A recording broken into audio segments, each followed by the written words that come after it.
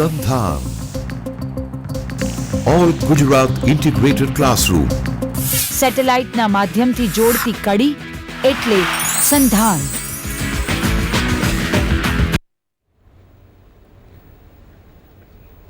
Good afternoon, everybody. Today we will discuss something about quantum mechanics, and the basic idea about this field is that whenever we try to understand something which happens at the micro world, or you can say atomic level or subatomic level, then our regular classical ideas don't work. So in order to work with those ideas, or in order to understand the things happening in that world, we have to see a new mechanics, or we have to work with a new ideas. So let us get back to the history, and let us try to understand that what happened in the earlier 20th century, and then later on quantum mechanics developed. So let us go back to our presentation. This is the outline of my topic. First I will start with the introduction of the subject, then we will quickly go with black body radiation, which was the key thing to start with quantum mechanics. Then we will discuss something about the atomic models, matter waves, uncertainty principle, wave function and its interpretation, Schrodinger equation, and if time permits we will talk something about the application of the Schrodinger equation also.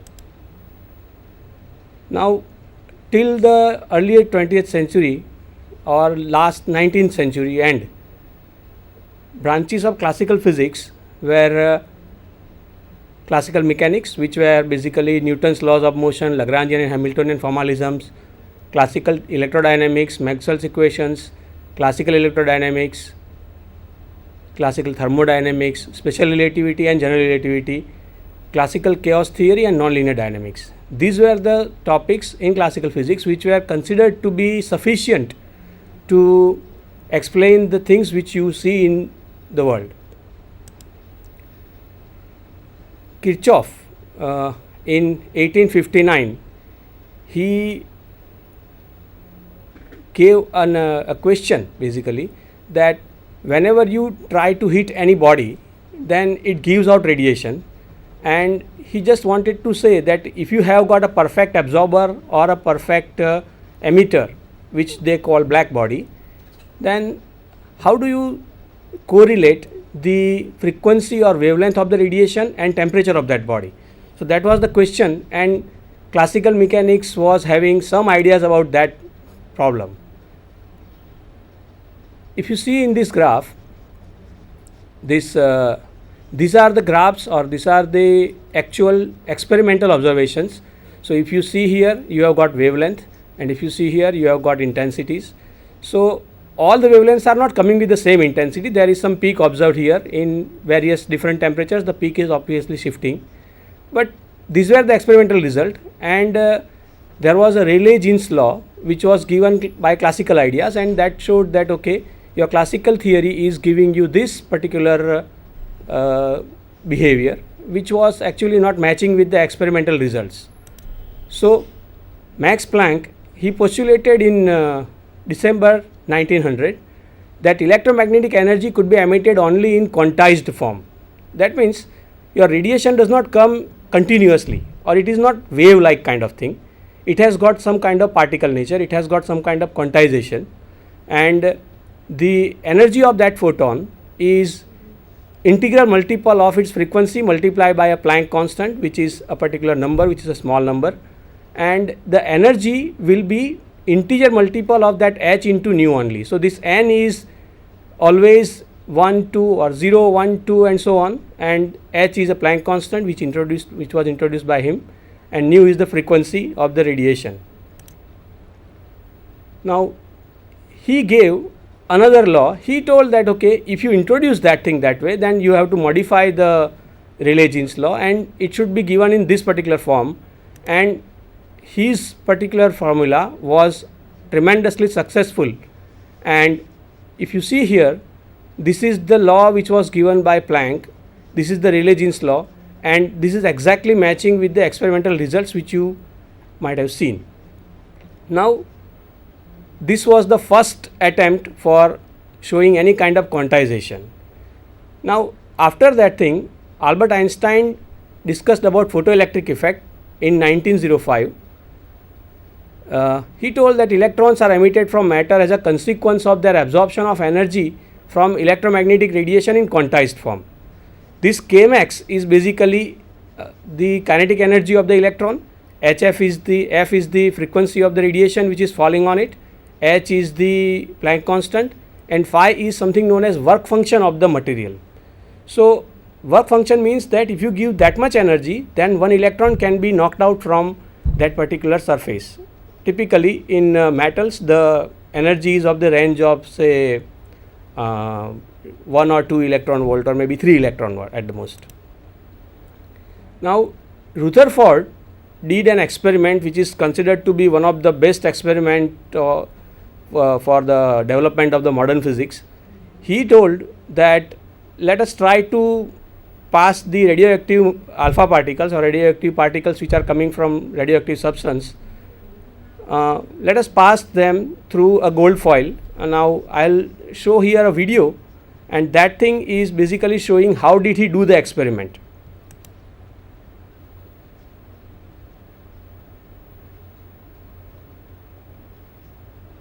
It's taking up some time. Yes. These are the alpha particles which are coming out, and they are coming from a positively charged source.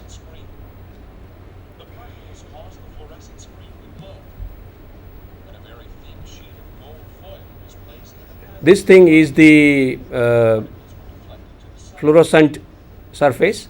If you allow gold foil to be there, then some of the particles were actually going, most of the particles were going forward, and some of the particles were found to scatter. So, this is what was happening.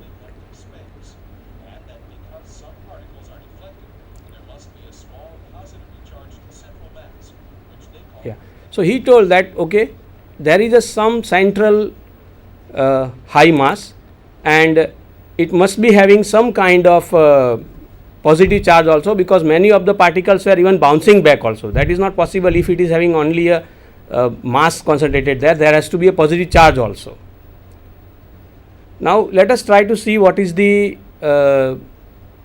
limitation of the classical physics to explain that particular thing. It was known, for example, that a hydrogen atom contained 1 proton and 1 electron. If you see that this is a nucleus Could think of no stable and this is electron. So, if you think that there are so many electrons, then there can be a structure which can be little permanent. and that the electrons were somehow arranged in comparatively large distances outside the nucleus. But in hydrogen, So, in hydrogen, if you see, stationary you have got a proton here to the nucleus. and an electron is here. So, it will definitely fall according to the electromagnetism. So, Electron couldn't the atom will not be sustaining. If you consider that okay, electrons are moving around the nucleus, acceleration of then also there will be a acceleration of these electrons which will be basically giving out the radiation. radiate light when they are in And if it loses the radiation, it gives out the radiation, that means it will be giving you an electron in a circular orbit would radiate light. a spiraling motion, and that spiraling motion will be falling, or that electron will be falling into the nucleus. So, this was the limitation of classical physics, which could not actually explain what is to be done to explain the stability of the atom. Because if you consider that the electrons are moving around them, then they are having a spiraling motion which will be falling into the nucleus. If you consider that they are simply sticking on that will not be working if you see the Rutherford's experiment. So, obviously, there has to be some idea to be worked out. So, in 1913, Niels Bohr Electron circles the nucleus gave this idea. or a planet going around He told that this is a kind of planetary model. Instead of sun, you are having the for solving nucleus, and electrons are moving around them. Bohr said that inside the hydrogen atom, So, inside the hydrogen atom, if you see, the electrons are moving in this way. That is what he told. around the nucleus. according to present scenario, this is also not true, but this is what he proposed in 1913. Distances from the nucleus. So these electrons are moving in discrete paths as told by Niels Bohr. Its energy by stating that it just didn't happen. Even great scientists cheat sometimes. He postulated that inside an atom, electrons only radiate energy when they jump from one allowable orbit to another. And the energy of this radiation reveals He told that electrons can jump from one place to the other or one orbit to the other, and they will be giving out energy in doing so or absorbing energy in doing so. If you see the hydrogen spectra, as well then as the wavelengths of light when it is subsequently these are the absorption lines, have been and precisely studied when you are at the time. showing them with the emission spectra, Here's a sample of an absorption spectrum and an emission spectrum. By this is the emission spectra. orbits that an electron could have, Bohr's model also predicted the wavelengths of the lines in the hydrogen spectrum. And his model was tremendously successful. This is the emission spectra of the hydrogen atom, and according to Bohr's own model, it was the most successful model at that time to explain the hydrogen spectra. Of the spectral lines are compared to the energy differences So this is the found in Bohr's emission lines, and these are the absorption lines. Absorption lines means they are the lines missing in the spectra, continuous spectra. explaining the allowable orbits. But no one was certain why only those orbits were allowed. At that time, nobody actually could explain that why only those orbitals are allowed. So this was the basic, what you can say, summary of the Bohr's model. The electrons are confined into a clearly defined orbits. They could jump between these orbits, but could not be freely spiral inward or outward in immediate states. So that actually told about the stability of the atom, and an electron must absorb or emit specific amounts of energy for transition between these fixed orbits. So this was the Bohr's model. Now, after a long time, Louis de Broglie gave a hypothesis. Before that thing, I like to tell that the Bohr's model actually could explain everything about the hydrogen atom, but if you or hydrogen-like atoms, if you talk about the other atoms which are having higher number of electrons, then the Bohr's model was actually not a successful model in that sense, because it could not explain the other energy levels or other properties of the atoms which were having more number of electrons. If you talk about hydrogen-like atoms, they are basically helium with 1 electron removed or lithium with 2 electrons removed and so on. It was partially working with those things also, but it was not working with atoms with higher number of electrons. So Louis de Broglie in 1924 gave a different hypothesis, that if you can say that your matter or your radiation is behaving in quantized way, then or radiation is quantized, then you can always say that okay, your radiation is behaving like particles. So I propose that there can be particles also, or the particles also can behave like waves.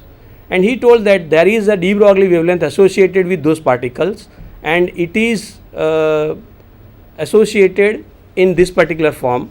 He told that de Broglie wavelength is basically h by p, where h is the Planck constant and p is the momentum of the particle, or if it is a relativistic case, then you have to add this particular quantity also. Davis and Germer told that okay, let us try to verify this thing, and they did an experiment which was basically electron diffraction experiment. They did that experiment in 1927, and they found that electrons are giving you diffraction pattern. That means electrons are behaving like waves. So that was a kind of tremendous success for de Broglie's proposal.